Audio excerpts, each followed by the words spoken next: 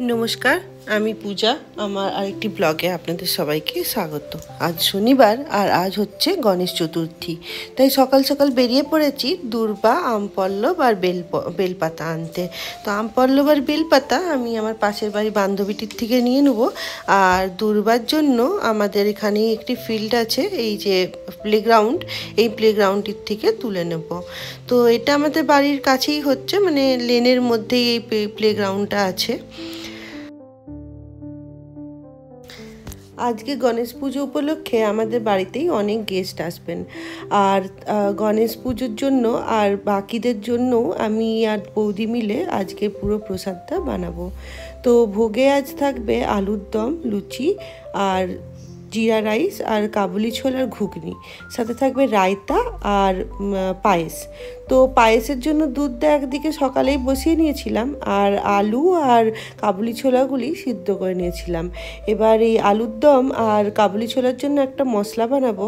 Tomato, বেশি করে tomato আর কাঁচা লঙ্কা আর আদা পেস্ট করে নেব, তাতে যাতে এই দুটো তরকারির জন্যই এই মশলাটি ব্যবহার করা যায়। মশলাটা বানানো থাকলে কি হবে, জলদি জলদি বাকি জিনিসগুলো হয়ে যাবে। এই ভোগের প্রিপারেশনটা এখনও আমি আর বৌদিই করছি, কারণ বোন কাল রাতে এসে পৌঁছতে পারেনি। ও থাকে গুড়গাঁওয়ে, আর কাল রাতে অনেক বৃষ্টি হচ্ছিল দিল্লি এনসিআরে। তো গুড়গাঁও থেকে ও এখানে আমাদের বাড়িতে আসতে পারেনি। তো এখন অন দ্য ওয়ে আছে, ও পৌঁছে যাবে 10-15 মিনিটে। আর অন্যদিকে দাদা আর মিস্টার দাস গেছেন মূর্তি আনতে। সকালবেলা এখানেও অনেক বৃষ্টি হচ্ছিল, তাই জন্য একটু লেট হয়ে গেছে, কিন্তু তাও আমরা অলমোস্ট সময়ের সাথে সাথেই চলছি।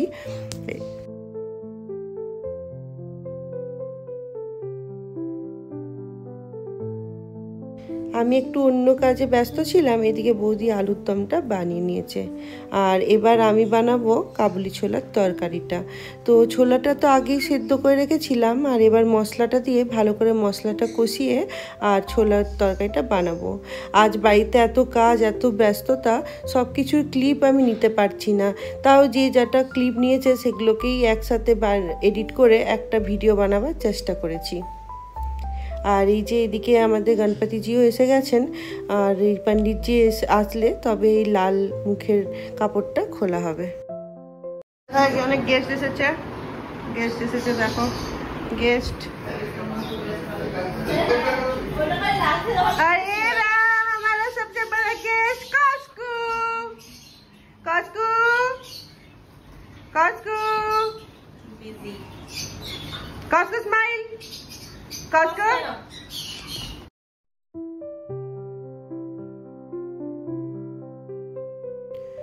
এবার বৌদিকে আর বোনকে কিচেনের বাকি কাজগুলো সামলাতে দিয়ে এসে আমি এখানে পুজোর জোগাড়টা করে নিচ্ছি। তো প্রথমে আমি ভেবেছিলাম দূর্বা দিয়ে একটা দূর্বার মালা বানাবো, কিন্তু অতগুলো দূর্বা তুলে আনতে পারিনি, তাই মালাটা আর হলো না। কিন্তু এই যে লাল জবা আর দূর্বা দিয়ে যেটা বানিয়েছি আমি, সিদ্ধিবিনায়ক মন্দিরে দেখেছি যে গণেশ ঠাকুরকে এটা অর্পণ করা হয়, তাই আমিও বাড়িতে এটা বানিয়ে ফেললাম। আর একটা 21টি দূর্বাকে একসাথে বেঁধে রেখেছি। আর এবার আমপল্লবটা আমি কেটে নেবো, কারণ আমপল্লবে তো 5টা কিংবা 7টা পাতা দরকার, তাই বারবার গুনে সেটাকে ঠিক করে কেটে নিচ্ছি।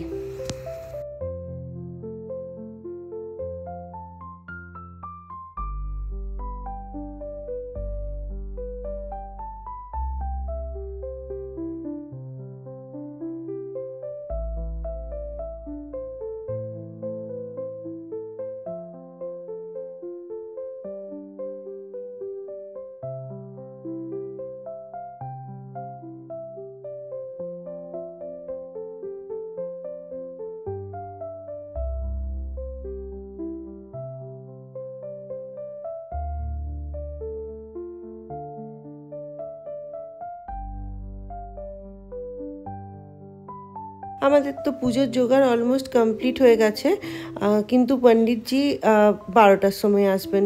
আসলে প্রথমে উনি বলেছিলেন 10টার সময় আসবো, কিন্তু তারপরে আমি বলেছিলাম যে এত সকাল সকাল পেরে উঠবো না, তাই আপনি একটু লেট করে আসবেন। তো তারপরে উনি বললেন 12টার সময় আসবো।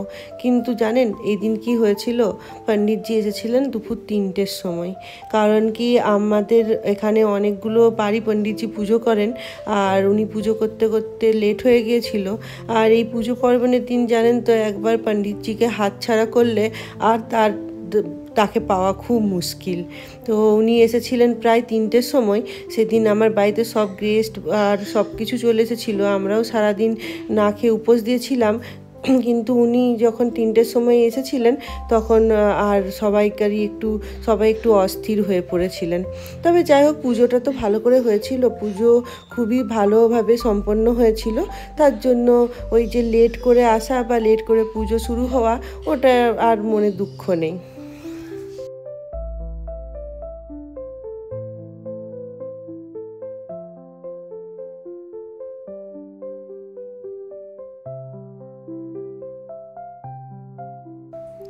এই যে পুজোর সব কিছু জোগাড় করে দিয়েছি, সব কিছু হাতের কাছে করে দিয়েছি।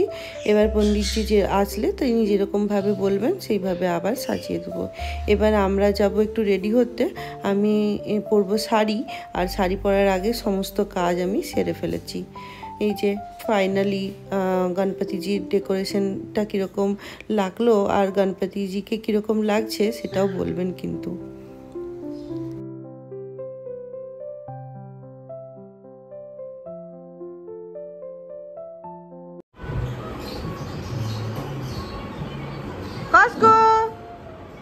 Costco, sorry, sir.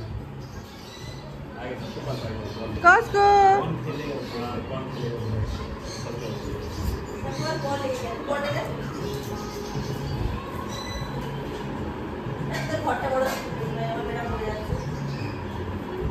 তোর মতো থরি যে মুছি না, আমরা ঘর মুছি।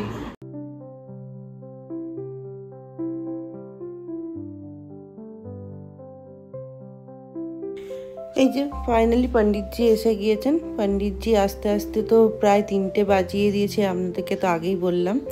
আর এবার আমরা পুজোতে বসে পড়েছি। তো আরও অনেক গেস্টরা এসে ঘুরে গেছে, তারা আবার বিকেলবেলায় আসবেন। আর এই যে এবার পুজো শুরু হবে।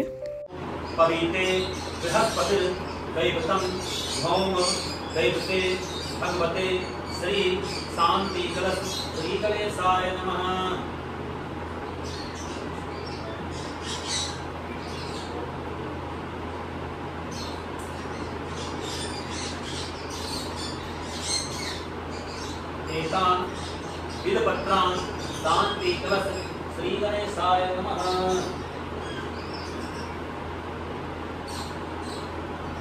एतान् दुर्गादलान् शान्ति कलश श्री गणेशाय नमः।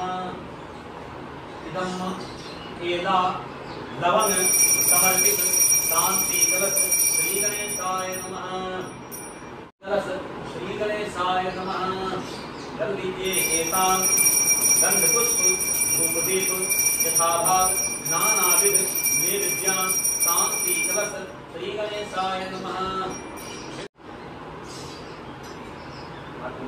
नमो कलशस्य मुखे विष्णु कंठे रुद्रः समाश्रितः मूले तत्र स्थितो ब्रह्मा मातृगणा अस्मृता कुशौषु सागरा सर्वे सप्तदीपा वसुंधरा ऋग्वेदो यजुर्वेदः सामवेदो अथर्वणः अंगश्च सहितो धर्म तत्परः अत्र गायत्री सावित्री शांति पुष्टिकरी सदा त्वयि तिष्ठन्ति शिवः विष्णुतं च प्रजापति आदित्या बसवो रुद्रा सपेतृका इदम् ध्यान पुष्प श्री शांति कलश श्री गणेशाय नमः।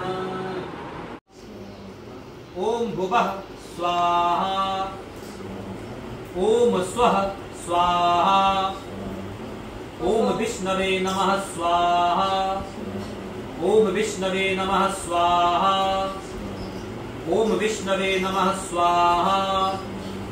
ओम नारायणाय नमः स्वाहा। फूल चढ़े और चढ़े मेवा, लड्डुअन का भोग लगे संत करे सेवा।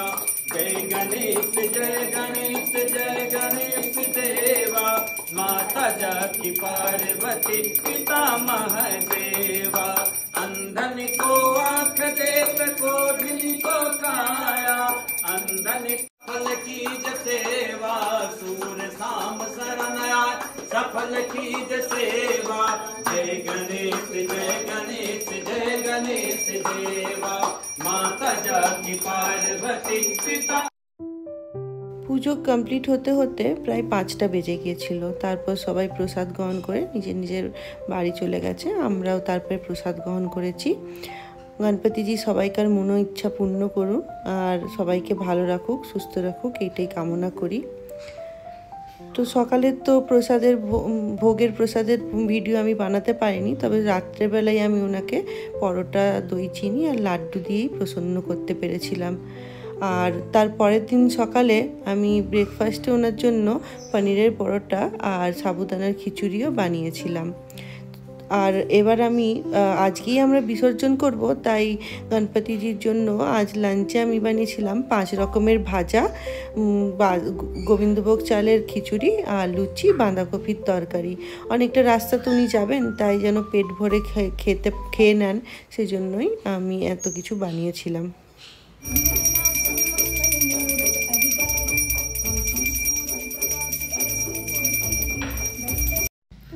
এবার বিদায়ের পালা। বিদায়ের আগে গণপতিজি দই চিনি খেয়ে নিচ্ছেন, যাতে ওনার যাত্রা মঙ্গলময় ও শুভ হোক। তবে বেশি দিন না, 1 মাসের মধ্যেই তো আবার দেখা হবে আমাদের সাথে। উনি ওনার মায়ের সাথে আবার আমাদের সাথে দেখা করতে আসবেন। আর যাবার আগে পুরো ঘরটা দাসবাবু গণপতিজিকে ঘুরিয়ে দেখাচ্ছেন যে কীরকম লাগলো তার আমাদের বাড়ি, সে যেন আবার পরের বছর আমাদের বাড়ি জলদি জলদি আসে। তাই পুরো বাড়িটাই একবার আমরা ঘুরিয়ে নিচ্ছি।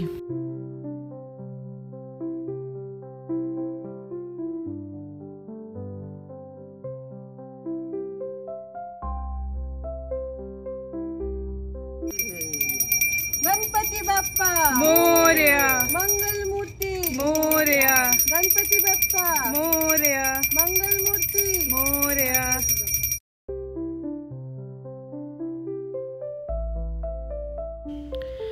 আমি এই গণপতিজির বিসর্জনের সমস্ত ব্যবস্থা ছাদে আগেই করে রেখেছিলাম।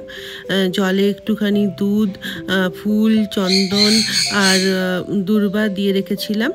আর গণপতিজির পুরোটাই মাটির তৈরি, তাই এই জলেই ডিজলভ হয়ে যাবে। আর পরে এই মাটিটি আপনি আপনার বাগানে আর জলটি আপনি আপনার গাছের জন্য ব্যবহার করতে পারেন। এই যে আমার গণপতিজির কিছু ফটো। কীরকম লাগলো আজকের ব্লগটি আপনি জানাবেন। গণপতিজি যেন সবাইকে ভালো রাখে, সুস্থ রাখে, আর অবশ্যই কমেন্ট করবেন।